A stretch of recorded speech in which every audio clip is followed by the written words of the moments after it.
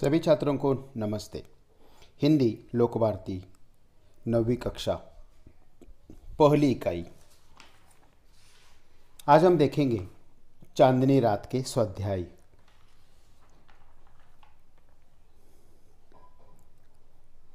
आकृति पूर्ण कीजिए। चांदनी रात की विशेषता, पहला प्रश्न। दूसरा, किरणों के खेलने का स्थान। तीसरा, यहाँ यहाँ फैली हुई है चांदनी। और चौथा, उत्तर लिखिए, धरती खुशी व्यक्त करती है। अभी हम उत्तर देखेंगे। चांदनी रात की विशेषता, उत्तर है किरणों का खेलना, स्वच्छ चांदनी, हरी घास का लहराना, मंद पवन चलना। दूसरा, किरणों के खेलने का स्थान, जल और स्थल। तीसरा प्रश्न, यहाँ यहाँ फैली हुई है चांदनी, पृथ्वी पर और आकाश में। धरती खुशी व्यक्त करती है, उत्तर है हरी घास की नोकों से। दूसरा प्रश्न उसी में, जिससे पेड़ तेजी से इधर उधर झुकते हैं, झोंके। अगला प्रश्न, पद्यांश में आया सौरमंडल का प्रसिद्ध ग्रह, उत्तर है पृथ्वी। अगला प्रश्न, सुंदर कहा गया है जिसे, वह है चंद्र। इसी तरह से पृथ्वी और चंद्र, ये दो सौरमंडल के प्रसिद्ध ग्रह यहाँ पर आए हैं। अगला प्रश्न, निम्नलिखित शब्दों के समानार्थी शब्द लिखिए। और दूसरा प्रश्न है, निम्नलिखित शब्दों के वचन बदलकर लिखिए। हम देखेंगे उत्तर। चंद्र चंद्रमा, पवन हवा। और जो दूसरा प्रश्न है, वचन बदलकर लिखिए, तृणों तृण, नोको नोक। इसी तरह से ये समानार्थी शब्द और वचन बदल कर लिखिए। यह प्रश्न यहाँ पर खत्म होते हैं। आगे हम जाएंगे। अगला प्रश्न, आकृति पूर्ण कीजिए। कवि की कल्पना में चांदनी और रात्रि।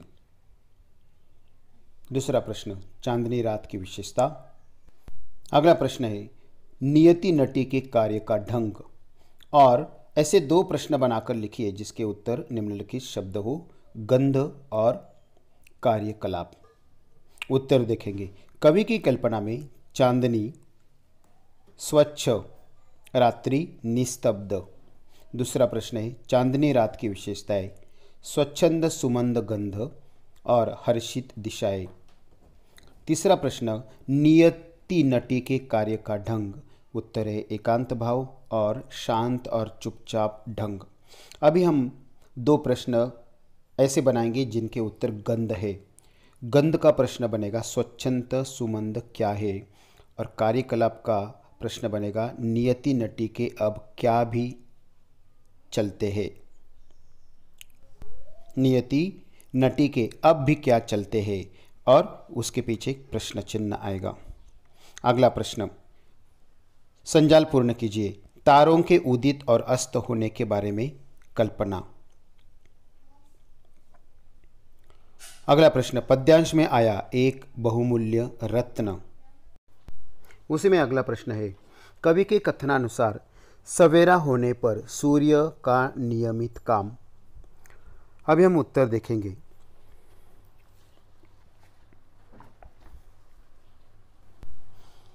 कवि के कथनानुसार सवेरा होने पर सूर्य का नियमित काम। उसी में तीसरा प्रश्न है, रात के समय पृथ्वी का अद्भुत कार्य। चौथा प्रश्न है, चांदनी रात की विशेषताएं।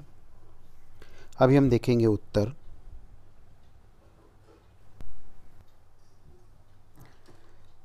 तारों के उदित और अस्त होने के बारे में कल्पना। उत्तर है, पृथ्वी द्वारा मोती छितराया जाना, मोतियों से संध्या का रूप झलकना, सूर्य का संध्या को मोतियां देना, और सूर्य द्वारा मोतियों का बटोर लिया जाना। अगले प्रश्न के उत्तर है, पद्यांश में आया एक बहुमूल्य रत्न, वह है मोती। दूसरा प्रश्न, कवि के कथनानुसार सवेरा होने पर सूर्य का नियमित काम। उत्तर है मोतियों को बटोरना, यानी तारों को बटोरना। अगला प्रश्न है, रात के समय पृथ्वी का अद्भुत कार्य। सबके सोने पर मोती बिखेरना। चौथा प्रश्न है, चांदनी रात की विशेषताएं। इस चांदनी रात की यह विशेषता है। स्वच्छ चांदनी और मोती यानी तारे बिखराना। तीसरा का पहला प्रश्न है, रवि को विश्राम देने वाली है संध्या। और अगला प्रश्न, चांद तारों से छलकता है संध्या का नया रूप। आगे हम जाएंगे, आकृति पूर्ण कीजिए पंचवटी के दो चीज़ें। दूसरा प्रश्न है, धीर वीर धनुर्धर का रूप। और उत्तर लिखिए।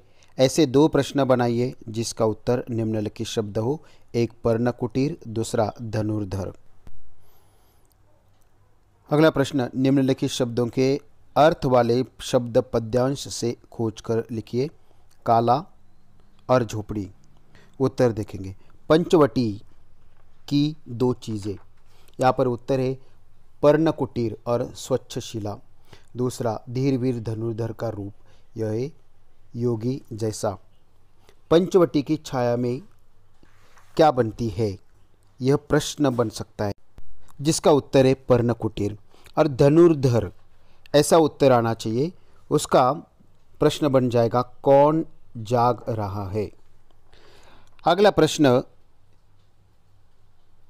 पद्यांश से खोजकर समान अर्थ वाले शब्द। काला शब्द का उत्तर आएगा शाम। और झोपड़ी के लिए प्रश्न जो दिया है उसका उत्तर आएगा। इस तरह से झोपड़ी, पर्णकुटीर और काला यानी शाम, इस तरह से यह प्रश्न इस कविता से हमने देखे। धन्यवाद।